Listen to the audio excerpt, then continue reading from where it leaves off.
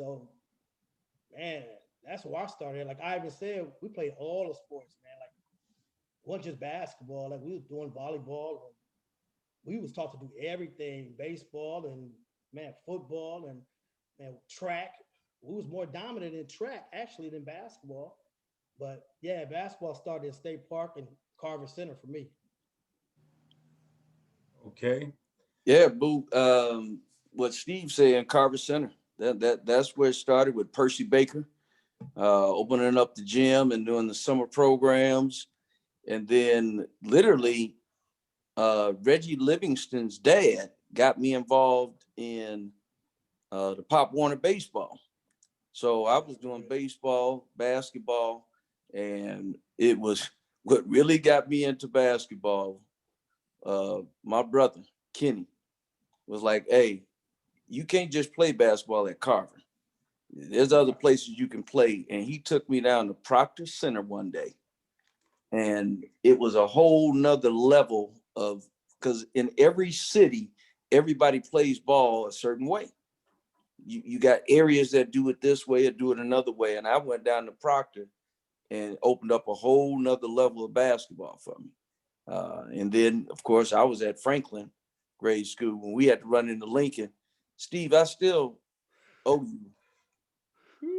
They beat our heavyweights one day, 84-4. Ouch. I That was remember. Butch Banks' fault. That's my Look, seventh grade year. Steve, I remember Steve Turner in what kind of hiking boots, if you want to call them that. And he was dunking in the hiking boots. Yeah. And I remember my guys, because I was in the seventh grade as well, but I was dressing the heavyweight. I was playing lightweight. Man, he dunked with them boots. We was done. Never did come back from that.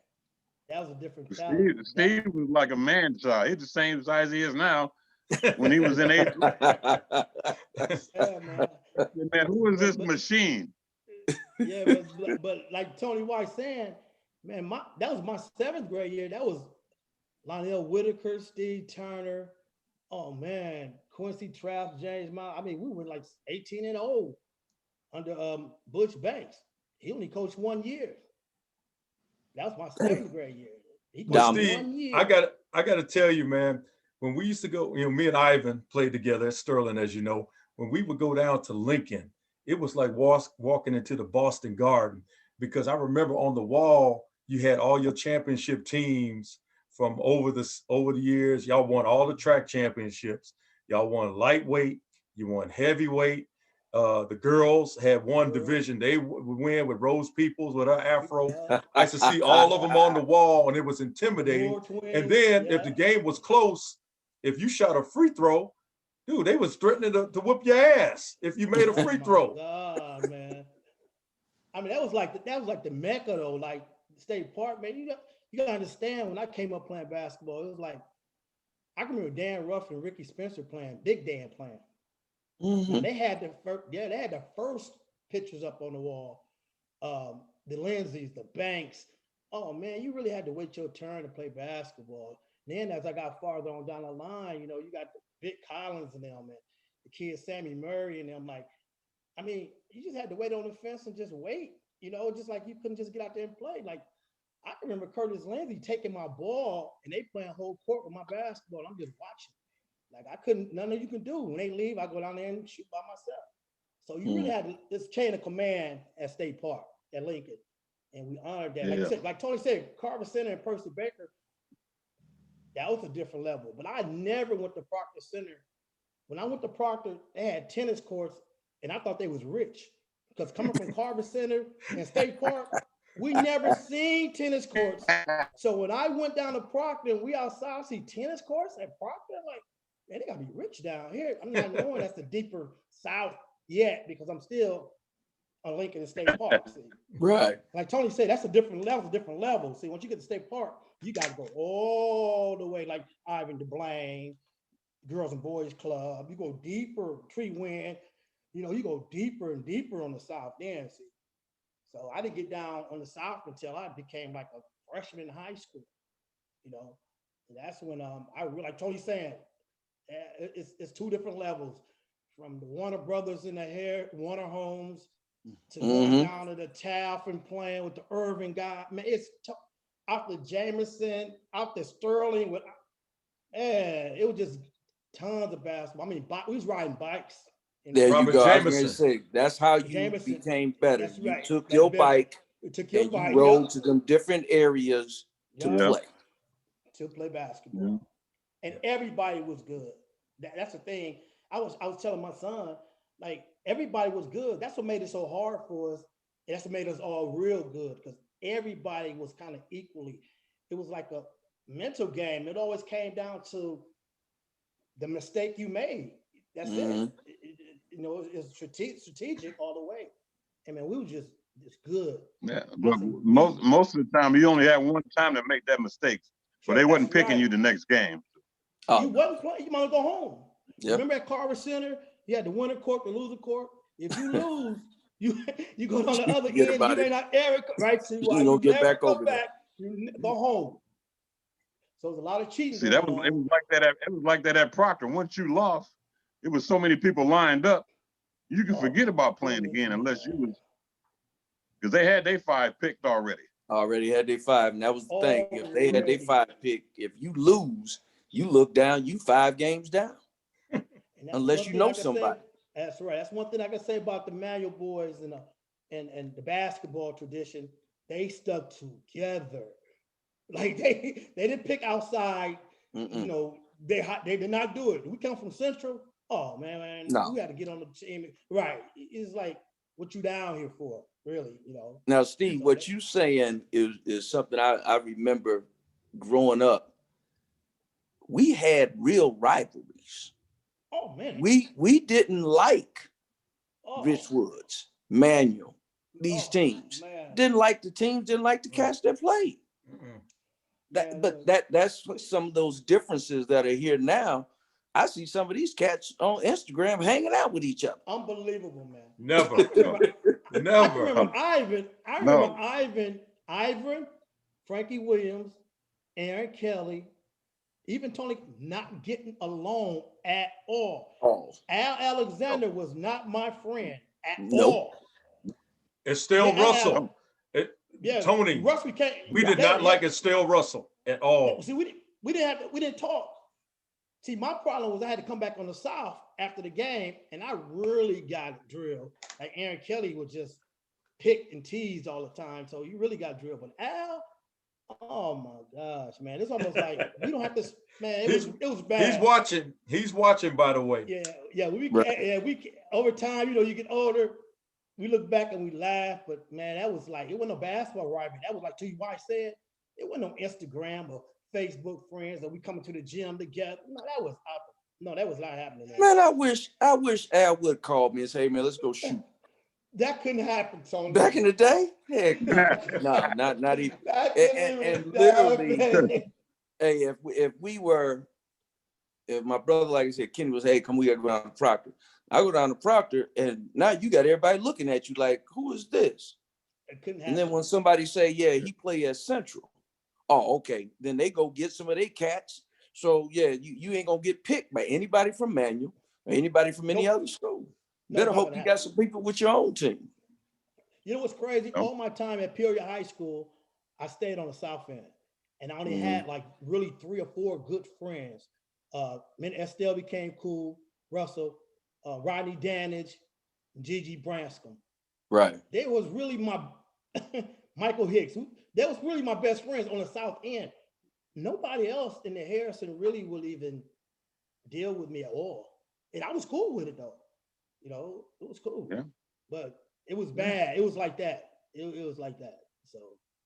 Well, let me ask you fellas, how did you guys get to Central? Because back in the day when we were coming up, if you went to Franklin, like Tony, you knew that you were going to Central. If you went to Sterling, like me and Ivan, you knew that you were going to Central. If you went to Lincoln, more likely you were going to Central or maybe Woodruff, okay? But, you know, with my camp, I talked to these young brothers today, and I asked them where they going to school, and they tell me they're keeping their options open. Like it's D1, So, right? yeah, they tell me they're keeping their options open. So with that being said, how did you guys get to Central? Because as you know, I went to Richwoods first and then jumped ship. But how did you guys get to Central? I do know a little bit about the story of what I call the Super Six, how Steve, I already know about that one. Dude, man, we're gonna do that story. We definitely gonna do that story. I told Al Alexander about that earlier today. Yeah. We definitely gonna do that Zoom call in which Steve, Ivan, Tony Gully, Al Alexander, Robert Lamont Buford, Hansen. and Lamont Hansen Lamont- was being recruited to go play for Bergen, facilitated by Gregory Sargent, the Louts coach. So we will definitely do that story. So please tell me how you guys got to Central. All right, you go ahead. I mean, as you know, I was born and raised on Lincoln and Wysinger. So all I knew was Manual. All my brothers and sisters went to Manual, except for me. You know, Bruno, 7th grade, we moved out to the Pearson Hills. And that's where I met all you guys and blah, blah, blah. I didn't know anything about Central, you know. Then I started watching like Dan Ruffin and the Banks. But like you said, when I was at Blaine Sumner, 4th and 5th grade, I had a red, white, and blue basketball, brand new. And, you know, we got to school an hour early and all the big guys were out there. Jeff Scott, you know, Stan Adams, Ron Ingram. Yeah. I was too young to play, but I was so thrilled that they wanted to play with my ball. I thought I was one of them, you know.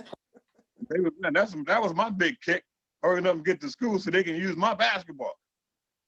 And I just sat and watched them guys play. And then finally, you know, I got my shot. Like you said, you had to wait, Steve, to get your shot. And that was my big thrill. Like I said, I moved out to the Pearson.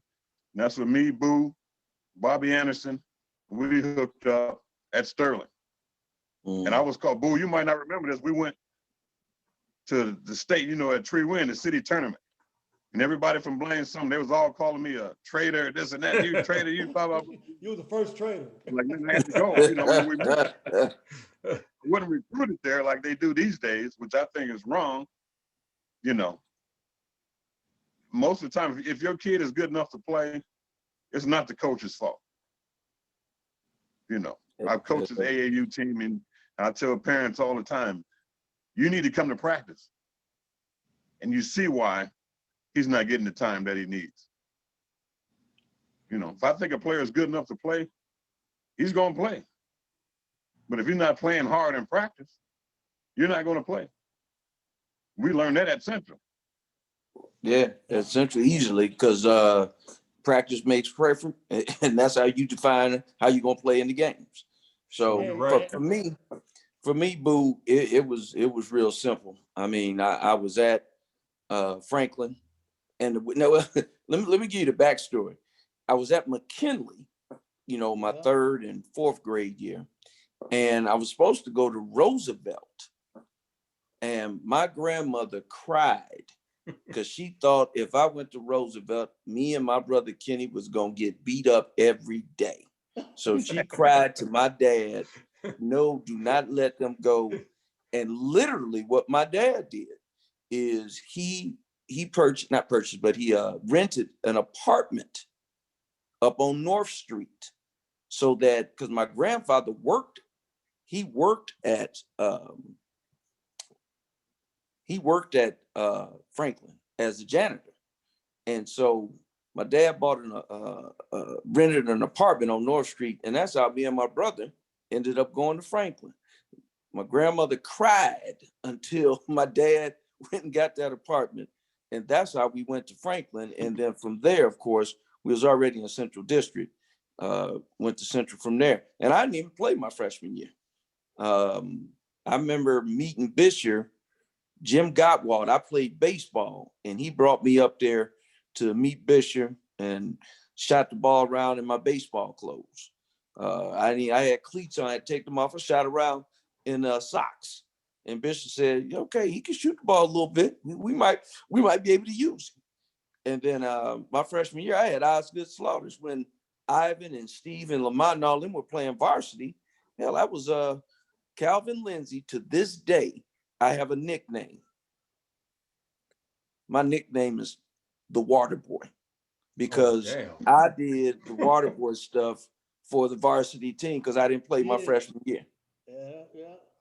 That's what and that's what I did. And then from there, me and Tim played sophomore. But again, Ivan and all them cats, Ivan, Steve, and Lamont, they played varsity. I remember. Yeah. I remember. And I remember, didn't you break your arm your sophomore year? It was my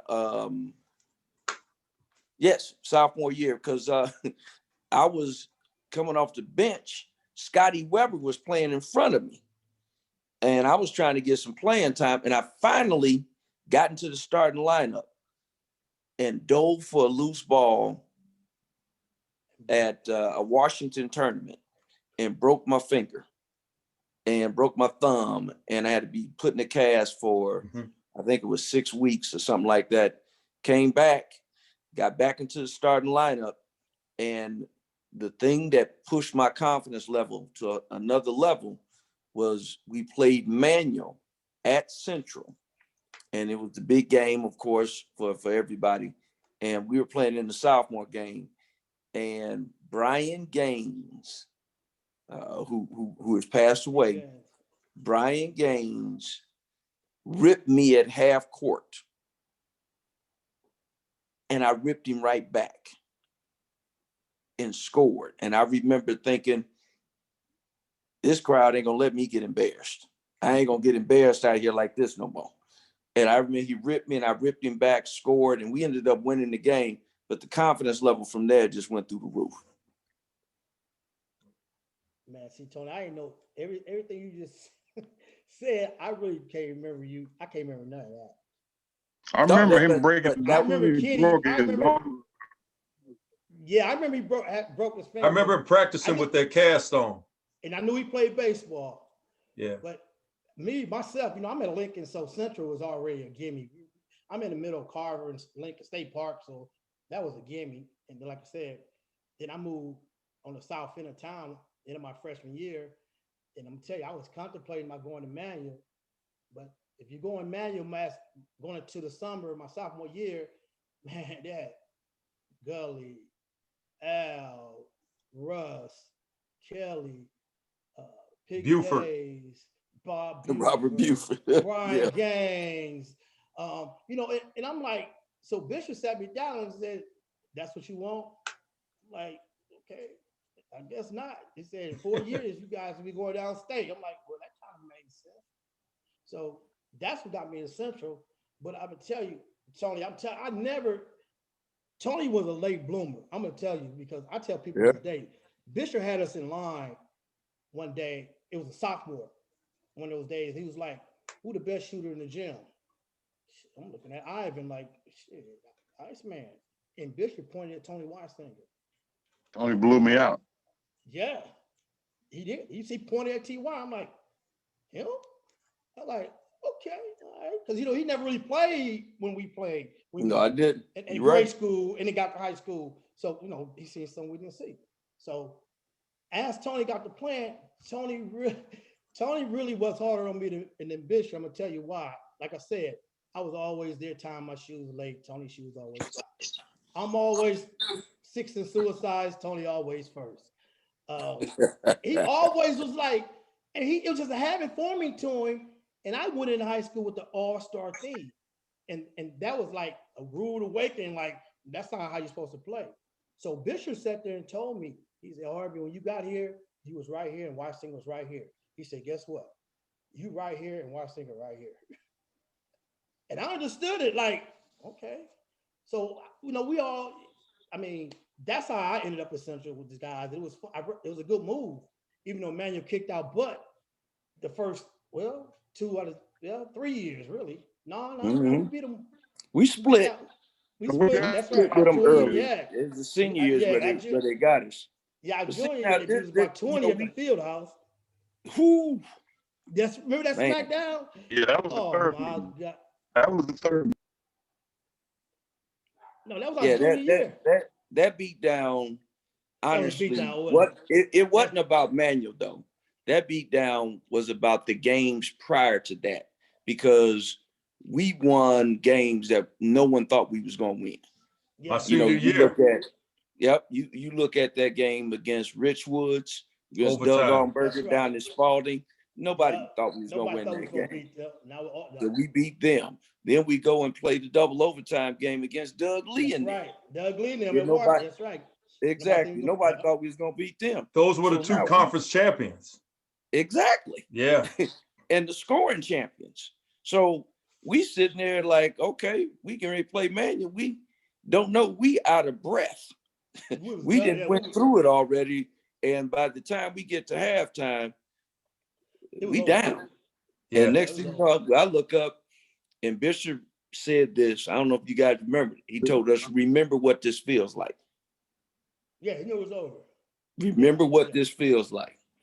And, you know, we lose by 20 at the field house. At the field house. Full. Woo. 5,000. They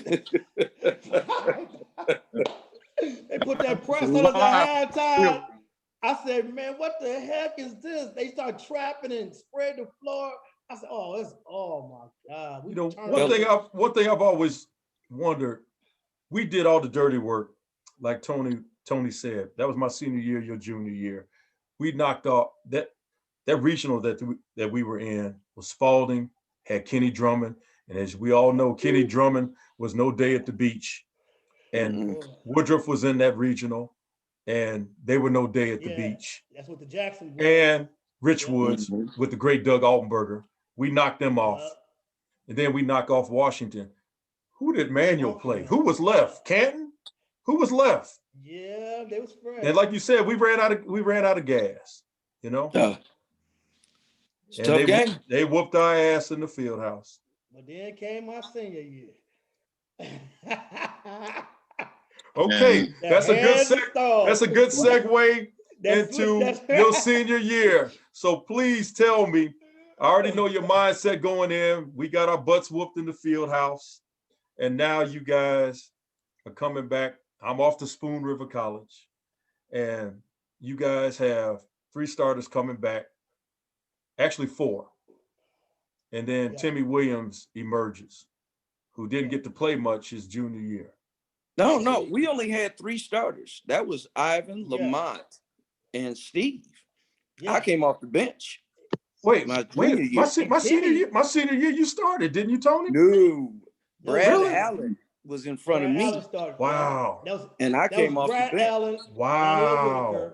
And he started 3. Yeah. Wow, I did not know that, Tony. You was with me. Then because I was over there with you most of the time. So the funny thing is, we didn't know, me and Tim, you know, we didn't know Tim was going to be starting. I know. But Tim was that glue. He didn't start early because Tony Foote started earlier that year. Exactly. Really? Gave us a little bit more height. Yes. Yeah, a little bit more height. And then he was trying to play Ricky Thomas a little more that year. But Tony Foote starting our senior year. But who's the other one? Do y'all remember the freshman that was getting some minutes? John Offit. John Offit. With the glasses? Yes. Yeah. Sterling, okay. Yeah. Offit was getting some minutes. He was nice. But the thing that Tim brought to the table was stability. He'd take some charges, he'd rebound. He wasn't, he didn't have to have the ball. And so he just did all the little things. Yeah. And, Tim was a scorer. At one point, his freshman and sophomore year when he played, Tim was a scorer. Leading scorer. When he got to be a junior or senior, I mean, he had to take a different role. Mm-hmm. Same way with Harv. You averaging damn near 30 in grade school. When you get wait a minute. What do you mean damn near 30? He was averaging 30. Please, people don't know that. That's something that a lot of people don't know. But you know what, Tony? Put that ball in the basket, Steve. He only had 2 against us. But Ivan, you have always told people, and Tony, you have to, that really Bishop had a way of, he was a college coach before he became a high school coach. Yeah. So he had a way of putting us in position to, this is what, and back in the 80s, it wasn't a thing as a scoring point guard. They was taking that away. So you got to understand, Tony Wire is a point guard, but he had to play the 2 because he could shoot. I mean, that's just how it was. It was like Bishop wasn't big on all of us scoring. If I take points and score, we don't go down state. I tell you that right now. If I force shots, we don't never go state. I'm telling you that right now. Right. Because I would not stop. So it was almost like our position was like, this is what it was. I mean, do I like it? Then, yeah, I like it. If I think about it, 'cause I did them differently, probably so. But we was winning, so I mean, we was 10-0. We lose to Quincy. We was 10-0.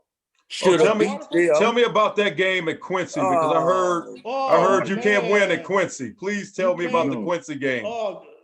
Because you guys had 3 regular season losses. You lost to Manual twice. 4. And We had 4. No, 4 regular season We losses. had 3. We had 4. We had 3. Our 4th was downstate. No. All right, I'm gonna throw this at y'all. We lost to Spalding. No. Our senior year, the first time I ever seen a guard dunk was Fox. Steve, down at Spalding, we lost. Junior year. That was our junior year. Hold on, T.Y. I'm gonna tell you why. I'm gonna tell you why, Tony. Go he ahead. Had 28. He had 28. That was our junior year. You're right. I still got it as a yeah. He had 28 and 10, and he dunked on us. I remember that. I remember that vividly. With Smith and all. I remember he dunked on us at the end of the game. Yeah. Yes. All right. That was our junior year. So you're right, 3.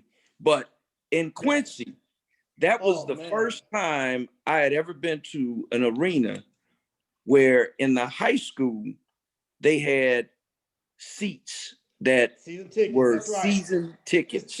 That's right. We were there to watch our sophomore team play, and people started telling us, "You in our seats." We was like, "What do you mean I'm in your seat? You ain't never heard no season tickets." Right. It was like, and then they show us the ticket. Yeah, I'm in seat number 56 or whatever. And here we go. We got to keep getting up, and we get up the whole time until we have to go play. Oh my God! They come out with the dragon, turn on the lights off. You know, Manual cut their lights off, and they band was. But it was nothing like Quincy when they turn their lights off. When the dragon come out. Oh, the devil! No, the blue devil. The blue devil. Yeah. He come out with fire in the force. I'm like, what the hell? We got a lion. Like, what the hell? And Boo, we got that game won. Steve take a charge. Dennis Douglas was about 6'4", about 260. Steve stood there like a man and took that charge, and they called block and gave him the basket. That was the play of the game, because if we get that charge, we got him. It's a done deal. It's over. They took that one from us. Because that was one, wasn't that 57, 56 some odd? Because we beat 55, 56, they had won 50 some odd games at home, and that was the record. We was about to beat that. We had did Washington the same way. They had won about 50 some odd games at home. We went over there, beat them at their place. But that one at Quincy, we should have won. But again, they took that. Matter of fact, do you remember the last play? Bishop asked the ref, can they throw? No, they used to take the guy, come out of bounds, throw it to him. And right, so we asked them, Bishop asked, hey, can they run that play? The referee told him, no, they can't run it. It was a dead ball. They can't do it. I can't. Right. Y'all remember what play they ran? That exact same play that they said they couldn't run.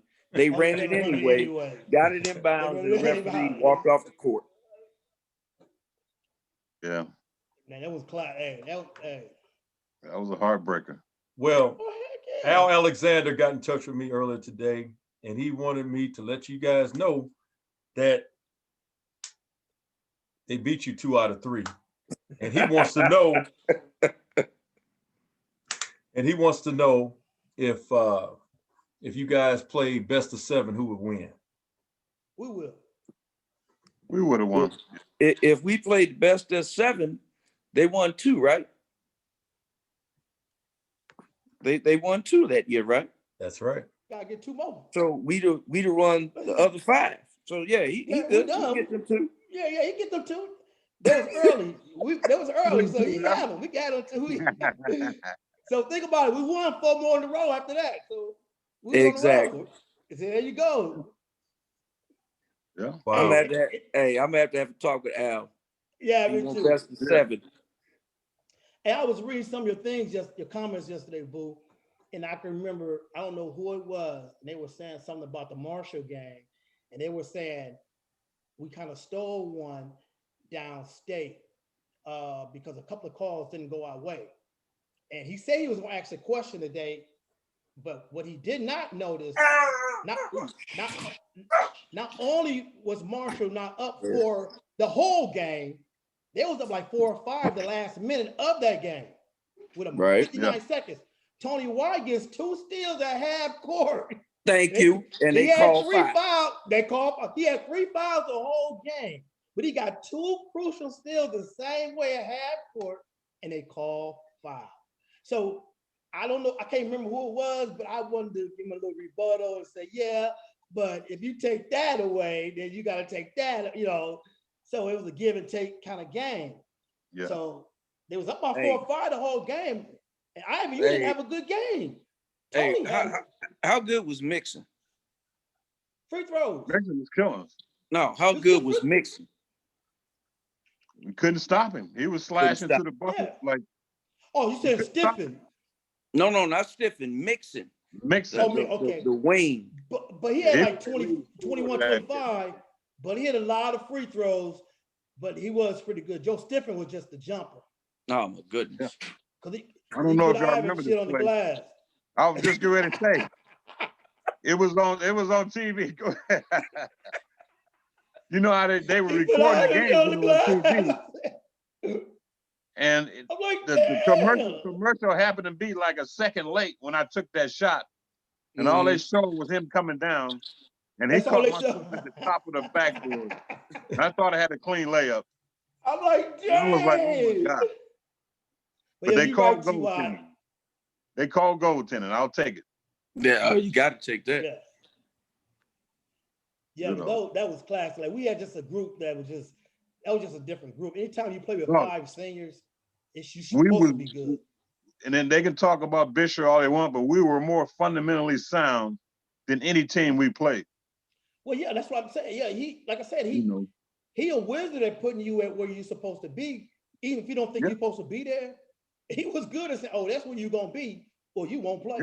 Or you won't play. That's just how. Oh, you won't play. It was just like that. Do you got now? Remember, y'all play football. Now I didn't play football. I played baseball, but y'all played football. But by the time y'all got to be seniors, remember we all talked about, look, this is our last year. Yeah, we gonna play football. We all gonna go ahead and play our senior year. We gonna play football. And Bishop found out that we was talking about playing football, and he said, if any of y'all decide to play football, you will not be able to play basketball. Ooh. Now, we so young, we don't know that we could call his bluff on that. And still play football, right? And still play football. We don't know. And we just look at each other and be like, okay, I guess we just playing basketball this year. Yeah. Wow. But T.Y. Bishop was good at this as a coach. He won't sit back there and go back and forth. He'll say what he say, mean what he mean, turn around, sniff, and walk off. Right. That was it. It was no. No, ain't no talking back. Wasn't no coming back there. You can no negotiating. You heard what I said. If you can, if you want to, it's totally up to you. Now we ain't know it, like you said, that's reverse psychology at a young age. Exactly. Thinking, we all together like, all right, we're not playing no football. That's exactly how we talk. That's exactly how it was. All right, you said we're not playing football.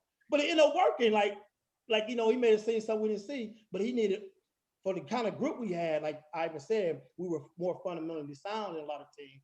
That's why we didn't play football, because he knew we needed everything. He didn't want no injuries. He didn't want anything. No. Because anything on our team would have cost us. Any little thing that senior year would have cost us. Hey, do y'all remember when we used to practice, then we get finished with practice, and then Bishop, and I don't remember that doctor's name, but we had that doctor. Dr. Embry, wasn't it? Was it Dr. Embry or? I don't remember his name, but he could play, and they would always get us out there 3-on-3 or 4-on-4. And dude, you think we thought we was good. Them cats would beat us set them picks, And the doctor had something where I don't know what it was. He was always moving his hands, and I don't know what it was. Yeah, I remember what you're talking about. It was almost like Tourette's or something, but He whatever did it have was, it. He was our trainer. hey, he was the trainer, but Gerb, could you leave him open? No. No, you leave him open, he'll knock down shot. But why? I'm gonna tell you the coach. I'm gonna tell you the coach talked a whole lot of smack. Wasn't no good, but Coach Meister. Oh my God, he'll chew the gum and he'll play, and he wasn't no, but he still fit with Bisher and them like fit in with that little group. Yeah, he's Washington boy. Washington boy. Oh, that's right. Boo, that's right.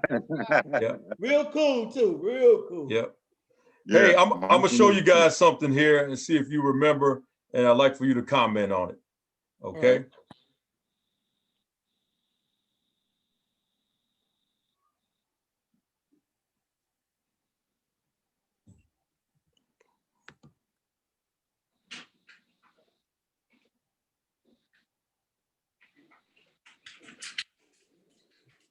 You guys remember that? Oh yeah. Oh yeah. And you know who hit that shot? I don't think I didn't play it. Yeah, I heard my I'm gonna tell you what happened. I got kneed in my thigh, and if you didn't practice, you didn't play. And I couldn't play. I'm on the bench. No, Steve. That's Manuel. You played. That's me after I fouled out. Oh, okay. Yeah, the caption is that Dennis Broadnax hit a shot that gave you guys the lead. Yeah. And I'm looking at you, Tony. It looks like you on the far left. There's no way in the world that you would be on the bench in that situation unless you had fouled out. Is that about right? I fouled out, and I knew my career was like, all right, I'm going to be going either to the Naval Academy. Wow. Or to Illinois Wesleyan. I remember thinking that at that time. And then Ivan. Oh, here's the other thing. We were down 13. But the big play of that game that made me think it was over, Gully got that steal at half, and he was the second guard that I had ever seen dunk. He dunked it to put him up 12. And I remember saying, man, this over with. This over with. And from then, Ivan went on a roll on his own. Yeah, and 12 stretch. Dennis hit the one shot, but everybody did their thing, and we were able to survive. And Bishop came over to me because everybody was celebrating on the court after we had won and all excited. And Bishop came over to me and said, "You got another chance. Take advantage of it." I was mad as hell at Tony. During that game, oh my God. I used to talk a lot like, man, why we playing like sophomores? And say, come on, man. And Tony like, oh my God. But I tell Al all the time.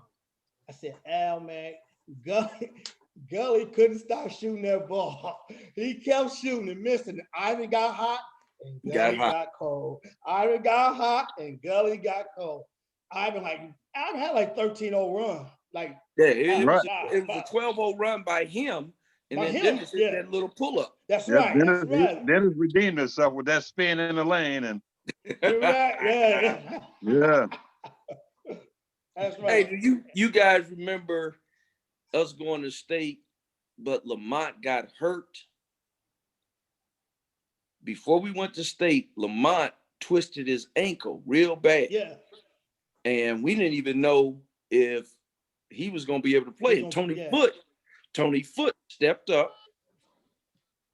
He stepped up and made a play and played for us until Lamont got himself better. And we didn't know if Lamont was going to be able to do it, but in practice, he had that one tip slam. He had a tip slam in practice, and that made everybody look, we're going to be straight. Too. That's right. Yes. But Hop played good downstate, though. See, to be 6'2" or 6'3" or whatever, Hop played good downstate. And Hop was our center. That's what I was telling my son. Yeah, I was telling my son. Yeah, Hop played real good, man. Yeah. So, like I say, we were undermatched, man. We was a smaller team, basically, except for the Marshall game. They was kind of like evenly matched, but Westchester, St. Joseph, 6'8", 6'9".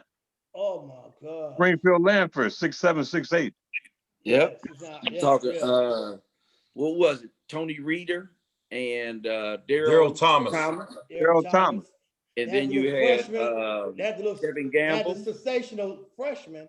Tony Freeman. Tony Tony Freeman. Freeman. Yeah. But the two Yeah. Thomas and they had Thomas and the big boy from St. Joe. Reader. But you know what? You know what I liked Reeder, he about went us to Marquette. downstate. You know what I liked about us downstate. If you go back and watch it, if you look at the clock, time keep winding down, and we never rush. No. No. And I thank Manuel for that. Hey, Like, Steve, for the- not just Manuel. I'm gonna go all the way back to junior year. You look at all of them games we played. We was already battle tested. We just didn't know it. Yeah, we didn't know. I'm like, and to this day, when I coach sometime, I see kids, I'm like, man, hurry up. But I'm thinking, when I look at those games, like, man, we was just like, ran our offense, pass. And Tony, with the Marshall game, you might have hit 3 in a row. Like, bow, Yeah. Hop hit one, bow. We come back, like, we right back. It was nothing. It was like, we coming back. Hey, I'm gonna tell you that Marshall game, I give their coach a ton of credit. Luther Because Bedford. we called, Bedford. We called the play we wanted to run, which is out of the zone. Dude, we come out of there and they in a boxing one. Boxing one. Okay, I Tony. ain't seen a boxing one ever. Tony, I know you hang on. Everybody, hang on. I got something for you. Y'all ready? Hang on. I'm ready.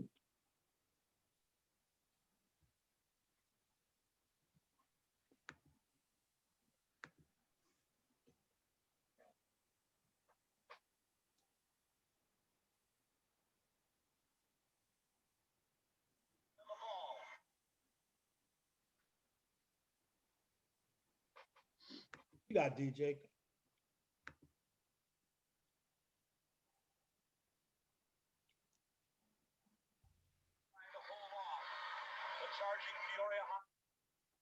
Uh-oh, Boo about to show us this play. Yeah, right.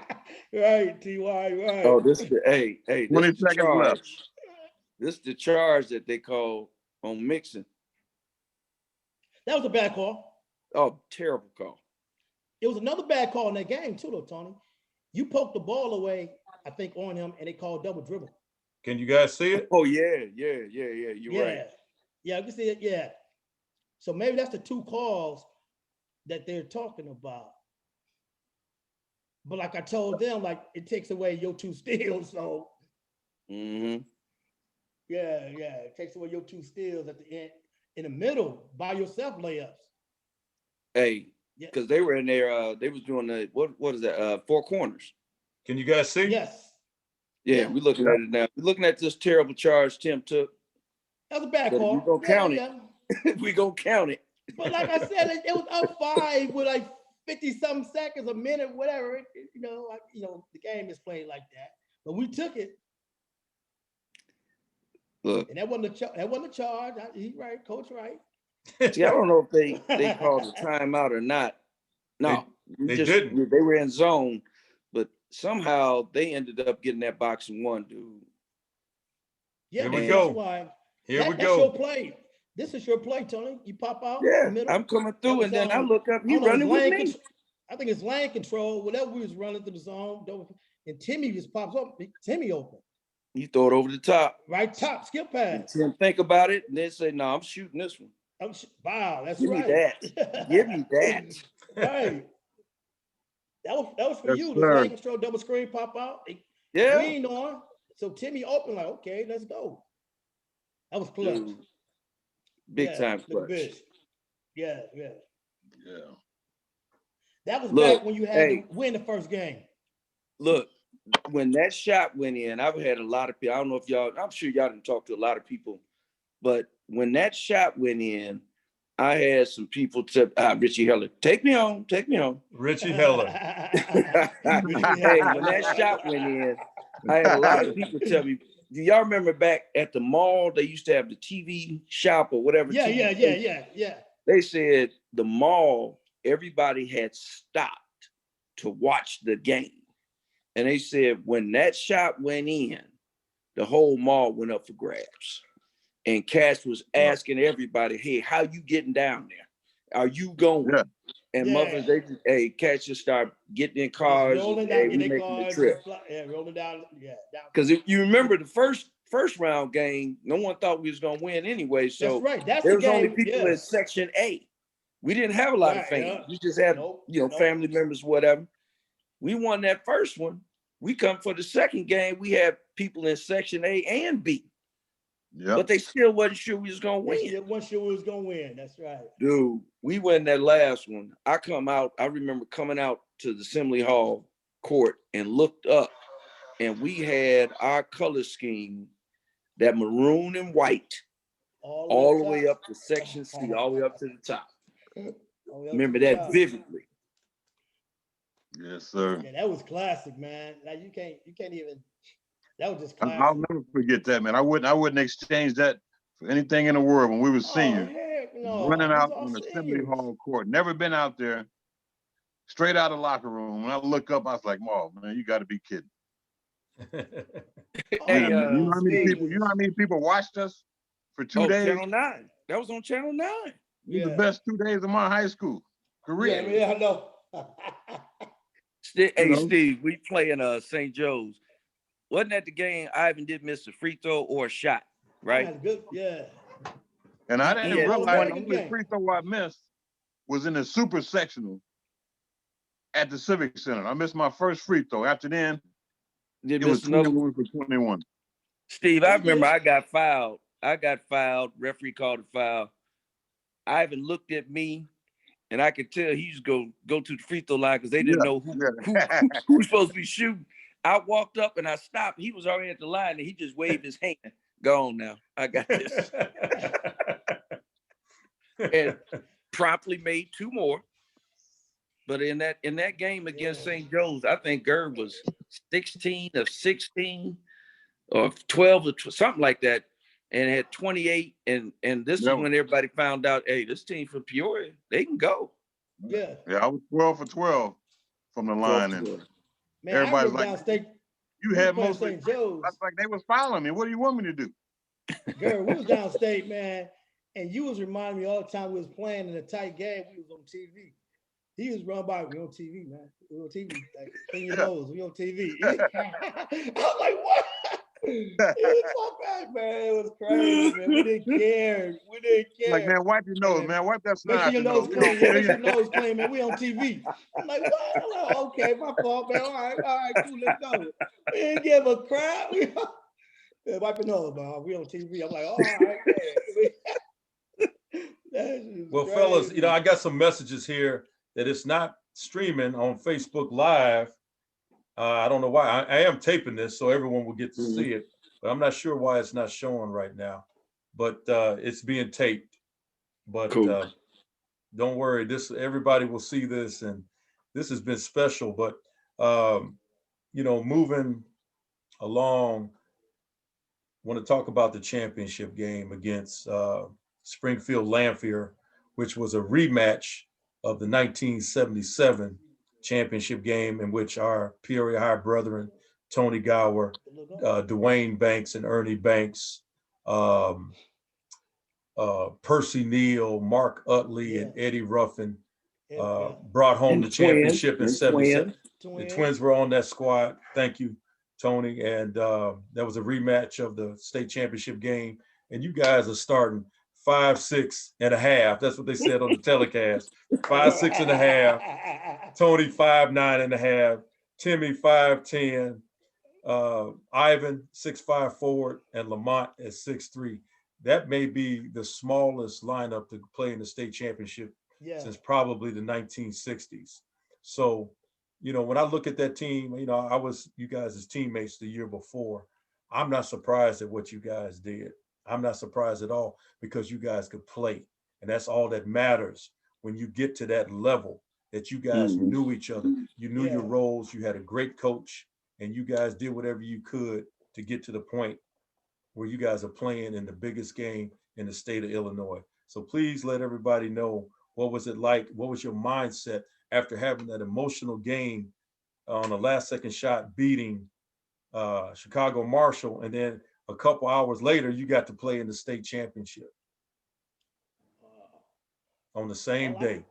all I can remember is especially in the second half, like this is the last time we're gonna play together. That's all I kept thinking.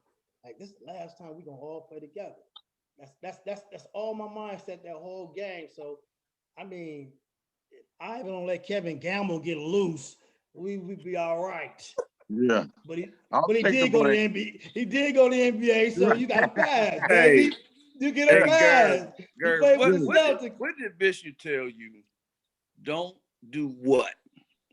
When you go up to block the Man, shot, don't oh Do do my not, what? God. don't swing your arm at the ball Don't like you swing your block. Oh arm down. my And goodness. Ivan, every time he got the ball in the post, Ivan didn't swing. He did what he was told to do. But with 51 seconds left and the score at 51-51, And somebody took a picture they took a I picture of mean, that and with the scoreboard in the background, with the me scoreboard in the fouling him. background and Gamble Oh, going up. And the one time we didn't need Ivan to swing his hand, he swung down and he scored and they called the foul. The whole game, Ivan was doing what Bish said. Don't swing because they're going to call foul. Don't swing down. Don't swing down. The one time he did, they had the picture, the whole thing. I'll take that loss because I was tired. And matter of yeah. fact, me and Hop, Lamont Hanson, we were supposed to switch. And I Mhm. was like, I done played the whole game. Let's switch. But we didn't have time to switch. And they threw Gamble the ball. And like you say, I'm like, but you what the? remember, we still had a chance to tie it up. We did. Oh, my And I goodness. came down and got that layup and then rolled around the rim like 3 times and rolled out. Rolled out. Unbelievable. Rolled out. As a matter of fact, the ball rolled out. I thought we were trying to call timeout because we thought it was in. We were going in. That's right. That's right. We were trying to call timeout, and then that's when they threw it down and Horton got fouled. I didn't even foul him. I went right past him. They called it a foul, but he got the dunk, and they called a foul before that, and I'm like, come on. Man, it was big as I know that. I can remember it was as big. That ain't what Moose was 6'5". Yep. Moose Then you Sniper, had Gamble at coach's son. 6'7". Coach's son. Yep, coach's son. Yeah. And the Horton two was a sophomore. Briggity and the other I can't think of his name. They went to Lincoln and they played against my brother. The Briggity and the other, I can't think of the other guard's name, but Kenny told me he was playing. He said, "Oh, I'm gonna go ahead and take care of another Wysinger tonight." And Kenny said, "Yeah, that's when I put it on." Junior college. Play for Lincoln too. Yeah, Gamble. I had this book, Sporting News. You right, may have had the book. 1984, All-American. I'm in there. 1984, the top 2 junior college players in the country. Ivan Stone and Kevin Gamble. Sporting News. They was on the cover. I remember that. They came down to Three Rivers and we had to put it on them. But that's a different show right there. We talk about the aftermath. Well, if I got to ask Tony this because there were some people that reached out to me today and with some questions. And I actually want to know, how did you end up going to the University of Illinois? The common knowledge or what people say is that you got off down there at Champaign and Lou Henson saw you. I don't know if that's true or not, but I know that you were going to go to Illinois Wesleyan or thinking about it. And then all of a sudden you go all the way to the Big Ten. So what was the recruiting process of you going to Illinois? Well, the first part was, before the state tournament, I had 3 schools that had made offers. And actually it was 2 schools and the Naval Academy. Illinois Wesleyan had offered me. The Naval Academy had sent me information about coming to them, and I had been accepted. So I was thinking about doing that. And then a Mary Crest, which was an all-girls school the year before in Iowa, were the 3 that had offered. Matter of fact, Kevin O'Reilly used to be the coach at Arizona. Before he got there, he was the coach because he called my dad every night and talked to him about why he thought I should come there. And so What I didn't know was at the Pekin Holiday Tournament, Dick Nagy, who was my coach at Illinois, was at the tournament and was talking to, and Bishop told me this afterwards, and let him know that I was on their radar, and they just wanted to see, you know, how we did this year, and that they wanted to recruit. And Bishop said, now I don't know if this is him being messing with me or not. He didn't want to tell me because he said he thought I'd get the big head that Illinois was recruiting me. And I said, are you making that up, right? He said, no, I didn't want to tell you because I didn't want you to think you was better than what you were at that point in time. And I said, okay, well, if that's what the story was, that's fine. But what got me to Illinois, Tim Williams and the tip in against Morton, people don't realize Morton shot 62, 64% from the field. And Tim had a tip in at the buzzer for us to beat them. The Marshall shot and countless other things that Steve and Ivan and Lamont that we did as a group. And then Channel 9 carried our games when we went downstate. So we didn't just get looked at by the state of Illinois, we went nationwide. And so from those 3 schools, all of a sudden I got like 30 some schools looking at me. And when I set up my visits, I went to visit Northern Illinois because I could have played with Kenny Battle at Northern. I was going to go visit Western, Eastern, and I was going to go out to South Carolina to visit Furman. And of course, I went to Bradley. And I don't know if you guys remember this, Dick Versace made that comment in the paper that Kenny Drummond was the only D1 athlete, basketball athlete in the Peoria area. But right after he made that statement, they wanted me to come up for a visit. Yeah, I can believe that. And then they tried to give me 10 days to make a decision. And I was like, well, I got other visits I need to go look at. And they was like, well, we understand. Tony Baroni was the one that told me that 10 days you get to make a decision. And I said, well, I told Bishop, I got to go to other visits. And when I went down to visit Illinois, which they wanted me to come down and visit, I remembered the difference between us taking that bus ride, which took about an hour and a half to get to Champaign, and they came down and picked me up in their private jet. Yeah. Damn. Private jet.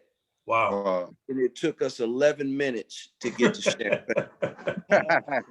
And I remember on the flight, and I'm looking at how big the campus was because they flew around just to show me the campus before we, landed. I remember telling myself, oh, this is where I'm going. Mr. Adams had said something to me. He was my counselor. He's my advisor. And I was contemplating what schools to go to. And he said, the one thing I would give you is advice. Go to the biggest school you can, because you don't want to be going to a school that is smaller and you think, man, I wish I would have made a decision to at least try at the bigger school. He said, go to the biggest one you can, because if you go to that school and can't make it, you can always drop down. But you always don't want to have that, man, I wish I would have. Mm-hmm. So when they flew me down there and took me out to eat, and we ate steak every day, I already knew where I was going. But I couldn't tell them that because I didn't understand the process. I'm thinking if I tell them, then I got to go home. I'm thinking, if I say, I'm coming to Illinois, then they're going to take me back home. Then I'm going to miss out on all these meals, the eating, and all the other stuff that was going on. So you had to stretch it out. We went to Memorial Stadium, and I had never been on a stadium that big, and everything was huge. And I just was like, this is where I'm going. So I got back, told my pops, I said, that's where I'm going. He said, you sure? He said, that's awful big. I said, yeah. But you know what? I got to see if I can do it. Now, honestly, I didn't know if I could do it or not. But Mr. Adams put it in my head go to the biggest that you can. And if you can't make it there, you can always drop down. But you don't ever want to be in a position where you say, man, I wish I would have. Right. And, so I went to Illinois. Now, I'm going to give you real quick, fellas, y'all mind me telling this quick story. I'm at Illinois my first day. And Ivan knows this, Steve knows this. Whenever you in Peoria and they talk about pickup game, Steve don't have to ask anybody, can he play with him? They're going to pick Steve. Ivan don't have to ask. I don't have to ask. They're going to pick, hey, I got T.Y. or I got Ivan, I got Gert. So you don't have to ask, can I play? I'm at Illinois and I'm over at this place called Empty, which is just like Hostler Hall, or, over where Brandon is. Rec Center. So, yep, I'm at Empty and I'm shooting around and, I see who picking teams. My pride too big. So I'm not asking anybody, can I play? I was there for 2 hours waiting for somebody to pick me. And finally, Anthony Welch comes to the gym. And Ice was the one that took me on my visit, took me around. So he was like, oh, what's up, T.Y.? You played yet? I said, no, I didn't tell him I've been there 2 hours. I told him I just got there. And he was like, oh, well, look, hey, I'm going to get you on the team. So we get on the team, and this dude, 6'5", looked at me and was like, no, dude, I'm gonna cut you. I'm gonna get this other cat. I've been there 2 hours. I acted a damn fool. No, dude, I'm playing. I'm playing today. And so we ended up playing, and I played so bad the first half of that game that the dude called timeout and asked Ice, hey, get him off my team. And tried to kick me off the team. And I was like, no, dude, this open gym or whatever, I'm playing. We came back, and this is a true story. One of the managers was playing on the other guy's team. It's 10-10. I get a loose ball. I come down, breakneck speed, hit him with an in and out move, score. When I look down, this is all true story. I look down, I shook him so bad, his foot came out the side of his shoe. The whole gym went crazy. So now I'm like, okay, I'm here now. They know I'm here. George Montgomery come up to me and say, hey, man, I don't never tell no cats they should try out for the team, but you should try out for the team. I said, what? I'm on the team. He said, yeah, dude, I'm gonna go tell the coaches we got a guard we need to be taking. I said, George, I'm already on the team, dude. He said, what's your name? When I told him my name, he said, Wysinger. He said, dude, I thought you was a little white dude out of Peoria with the last name Wysinger. I ain't know who you was. True story, dude. True story. Hit him with the spin move. That's a good story, man. Hey, I hit him. That's a good story. And the dude's name is KY. He was a trainer. Was our manager. And again, I didn't know it at that time, but I hit him, and dude, his foot, the side of his foot came out of his shoe, and his shoe broke and made the basket, and the whole place went crazy. And to this day, we still good friends. And every time he see me, he said, T.Y., you owe me some shoes, dude. I'm your friend too. That's cool. Well, fellas, I gotta ask you one thing before we sign off here. The plight of Peoria basketball.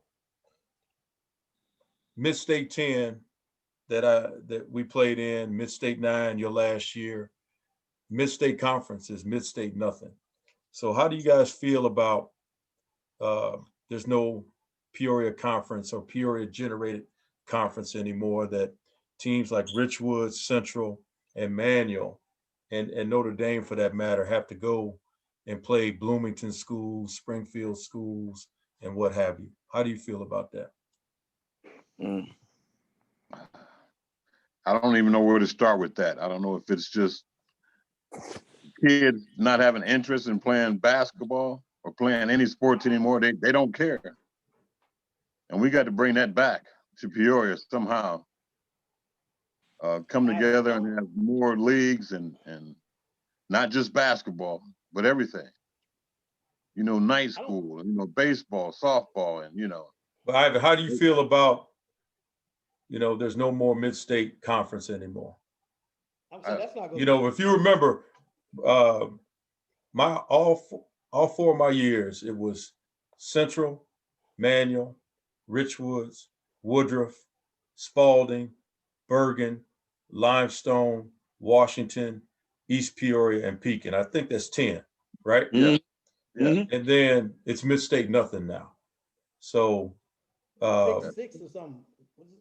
yeah, it dropped down to 6, dropped down to 4, and dropped down to nothing. But you know, Middle Illini decided we tired of losing to Manual, Central, Richwoods, right, and or Woodruff. So they went and made their own conference.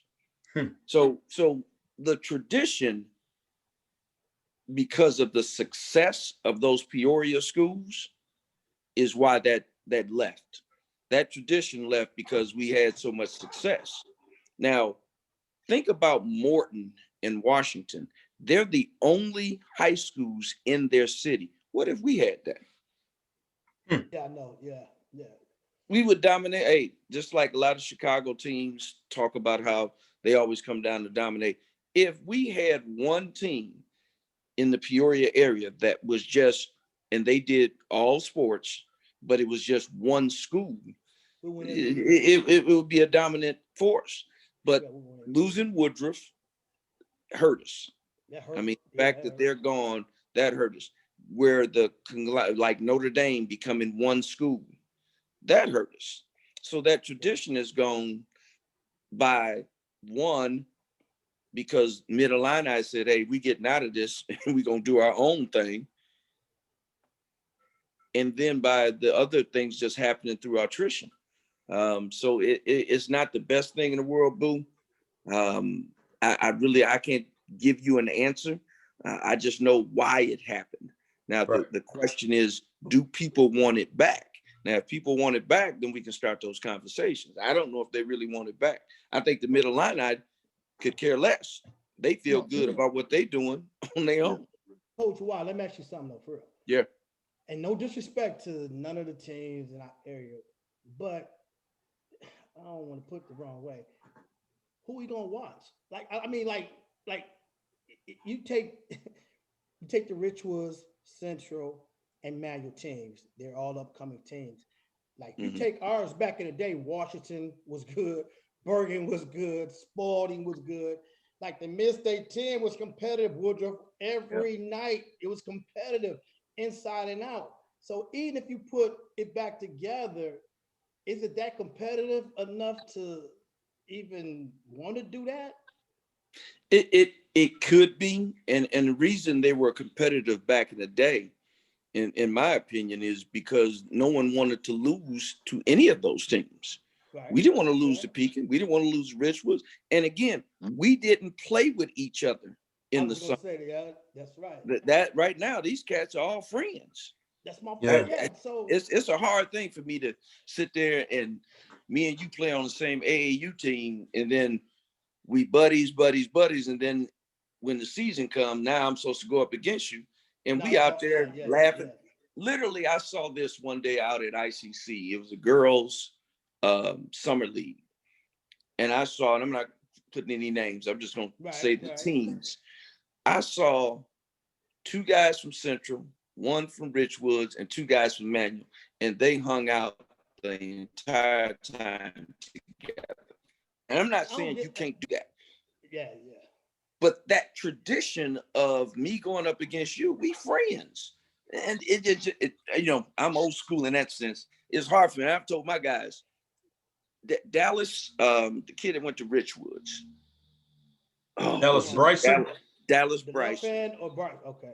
Dallas Bryson ended up going to John Wood, which is one of the teams in our conference. Right. And I don't have nothing against Dallas Bryson. No. But if you going to another school that's in my conference, then son, I'm not your friend right now because I'm trying to beat you. Right. Yeah. I couldn't convince I couldn't convince my guys that they shouldn't be friends with him right now, especially during the season. Now, when the season over, when the season over, if y'all want to hang out, and okay, do that. But during the season, dude, they on Instagram, Facebook, having a great time with each other. All hung out with my boy Dallas. The Xbox, all that kind of stuff. All that. They homies. I understand. I get it. I understand it. But there's nothing. They don't get that. They call it hate, and they abusing the word hate. You competitive. We always been competitive. Exactly. So we try to push that down, and only some of the kids don't understand it. Like, you still can be socialized. Come on now, that's not what you say. Mm-hmm. You can socialize and meet them at the mall. Hey, what's up? What's up? But far as doing everything together and let me wear your shoes, my shoes, switch. I mean, everything. Like, we don't get that. We'll never understand that, and that's why I think it's too friendly. It's like it turns into a one-on-one thing on the court, and then it's a one-on-one thing after. So it's not even competitive. That's what I was saying about the teams in the mid-state 10 thing. Is it, no disrespect, like, is it worth even trying to do that right now? Because I don't think they get competitive. I think they're too nice. I'm gonna tell you what they now piggybacking on something what you just said, and then kind of looking at what the Mid-Atlantic did. You know, the 4 teams that are left here, Richwoods, Central, Manual, and Notre Dame, join the Mid-Atlantic. And guess what you got? We right back to where we was before. Back where we started. That's true. Go join the Mid-Atlantic if they were willing to do it. Now I'm gonna tell you this. Even though I'm saying it, ain't nobody over there willing to do that, because they're like, look, no, they won't do it. Look, we've been winning championships. You know, Morton had won a couple, and Washington had won a couple.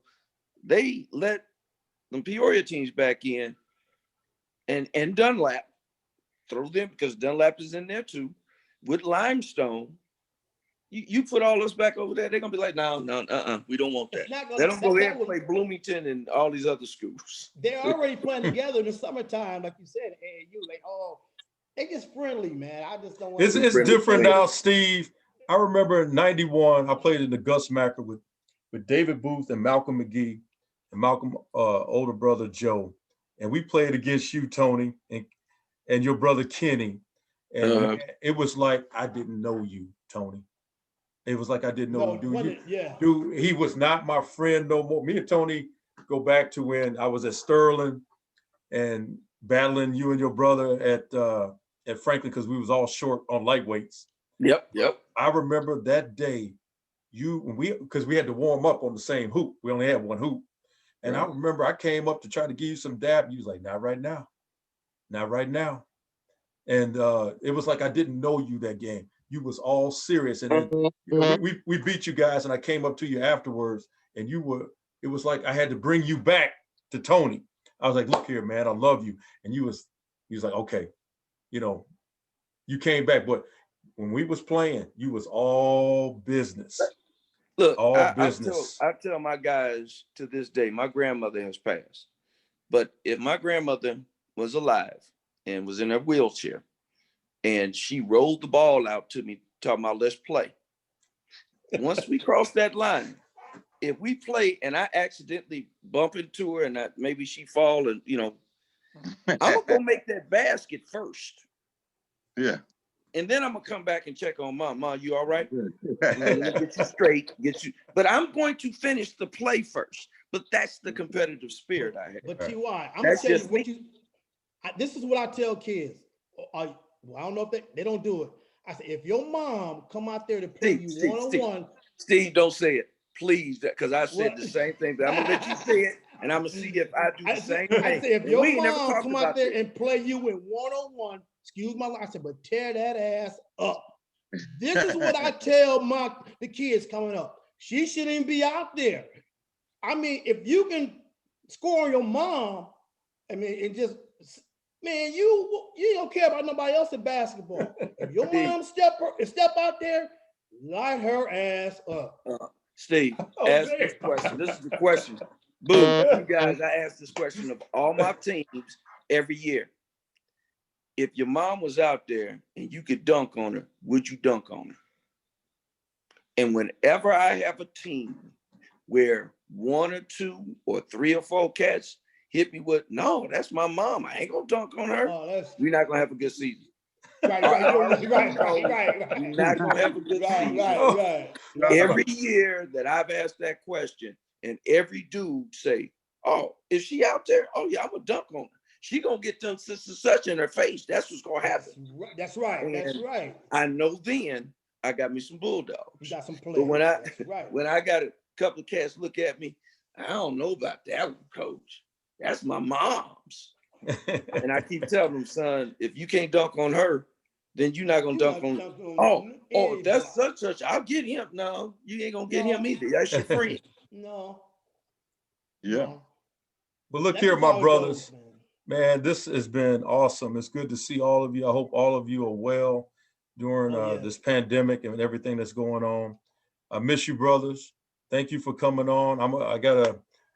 It's being recorded now. I got to figure out how to put this on Facebook where everybody can see it. This was awesome, man. My phone is blowing up about, are we done yet? When we gonna be able to see it? Yeah, same here. I got to figure this out. I'm not real tech savvy, but it is taping.